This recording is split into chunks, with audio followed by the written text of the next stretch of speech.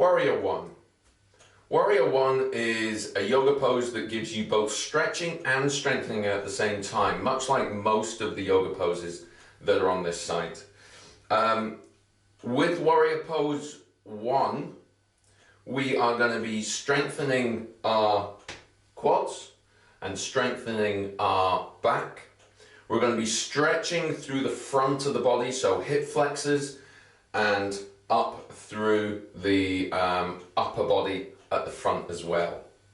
So there's one or two basics. So what we're going to do is bring our feet apart, and then with the right hand foot we're going to turn that out that way. From here we're then going to rotate our upper body round so that we're also facing this way. Now the left foot has stayed facing out towards the camera there. So essentially your feet are 90 degrees to each other.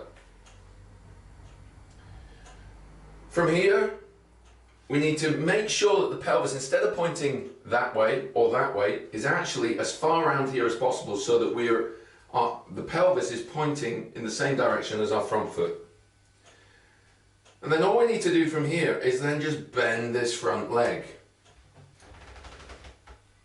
Now what we need to be careful of here is that when the upper body is upright, we can still see our toes over our knee. What I don't want to happen is that, because in that position your knee is further than your toes are, and therefore the shearing pressure on your knee is too much and it will overload the knee joint.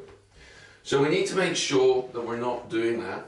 So from here, look down, make sure you can see your toes, and then the final stage is to bring the arms up above your head and then lean back the way. Now don't lean too far.